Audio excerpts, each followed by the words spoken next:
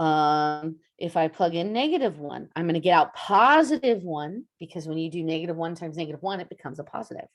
Or if I plug in -2, it's going to give me out +4. Okay, so that's going to be, let's see, 2, 4, and -2, 4. I mentioned earlier, we often call it the parabola, but it is what's called a quadratic as well because of the squared. All right, cubic is kind of as interesting as the quadratic.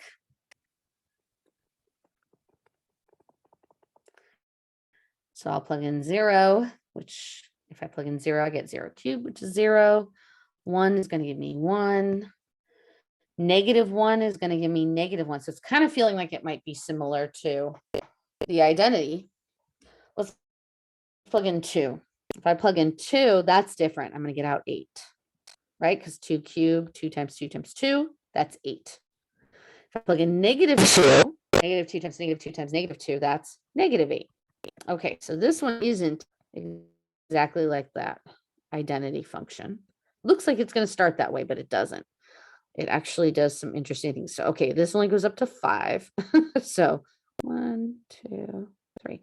So it's somewhere up here. Just kind of hover it up there. 1, 2, one more. Okay. Shift the screen a little. Somewhere down here. Great. So this graph actually looks like that. Didn't quite have enough to draw it perfect, but that's okay. If I am smart, I kind of just cut off and know that it does this kind of interesting curve.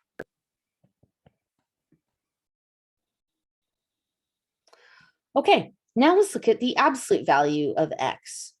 So the absolute value function is special in that it takes whatever we plug in and makes it positive.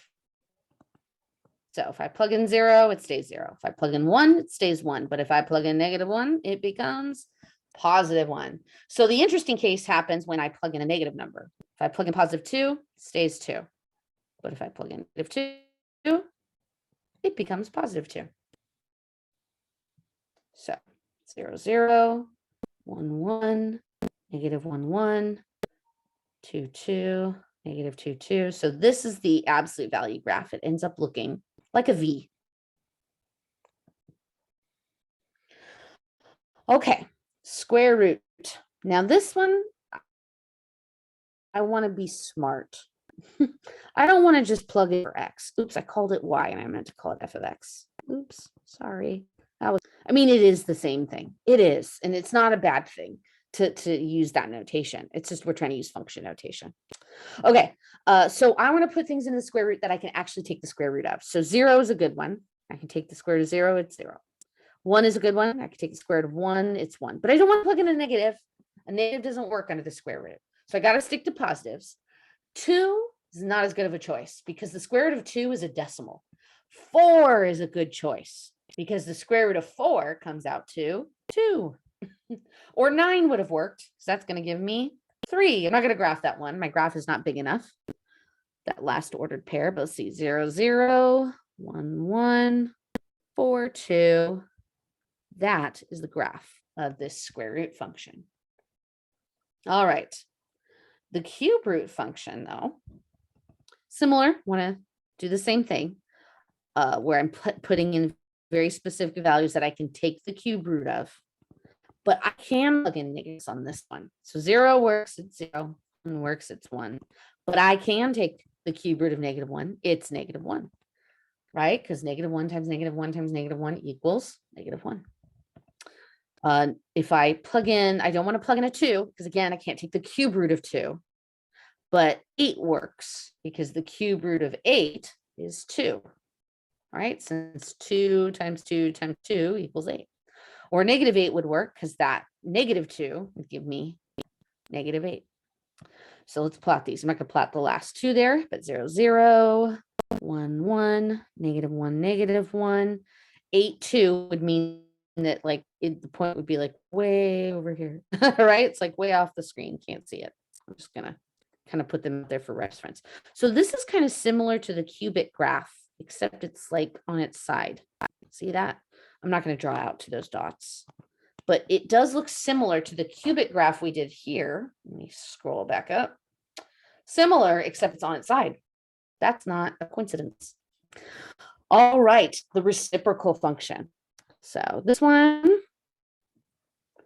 we don't have to worry about negatives. We can put negatives in the denominator, but I can't put 0. 0 is not okay. I get does not exist. All right. 1's okay. I'll get 1. When I plug in -1, I get -1.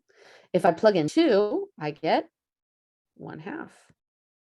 If I plug in -2, I get -1/2. And if I was going to say 3 next. And of course, my brain wrote a 3. If I plug in 3, I'm going to get 1/3. -3 is -1/3. Okay, so let me graph this. 1, 1. -1, negative. Okay. 2.5. That's like right there.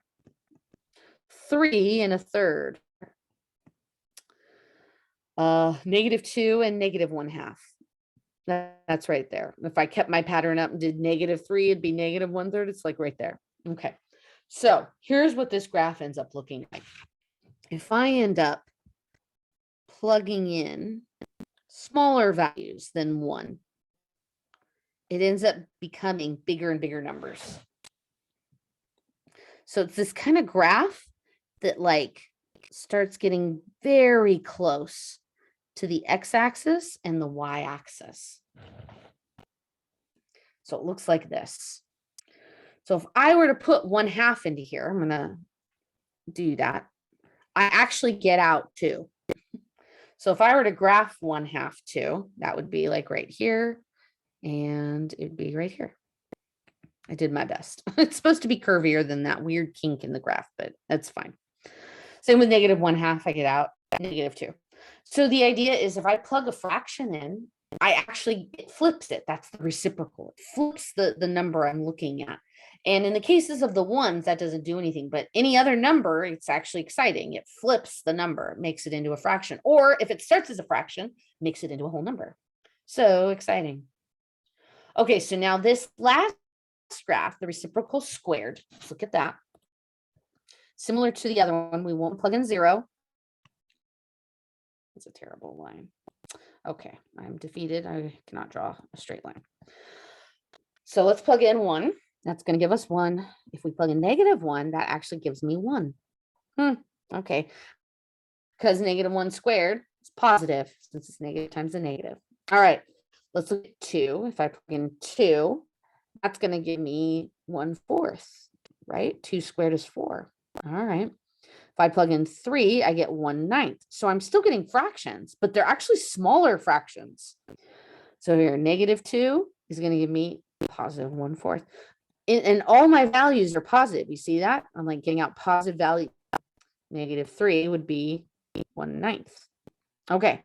So if I plugged in a fraction, like 1/2, it's going to flip it, but then it's also going to square it. So it's going to be 4. -1/2 is going to end up being 4 also. So let me graph this.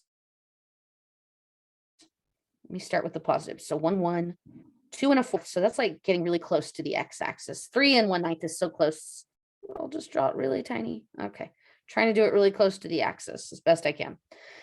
And then 1/2 and 4 is up here. Okay. So this, it's kind of similar to the reciprocal. Oh, I bumped the screen. Sorry. I'm sorry. It's kind of similar to the reciprocal function. It's just getting closer and closer. Pretending, of course, it went through that point. But instead of it going into the third quadrant, it's actually in the second quadrant. -1, 1, 2 and a fourth. Sorry, -2 and a fourth, -3 and a ninth. It actually kind of like is in this quadrant instead. So the second quadrant, that's what the reciprocal squared looks like.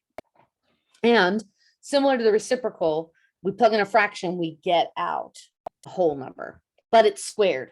And that's why it's a 4 when we plugged in 1/2.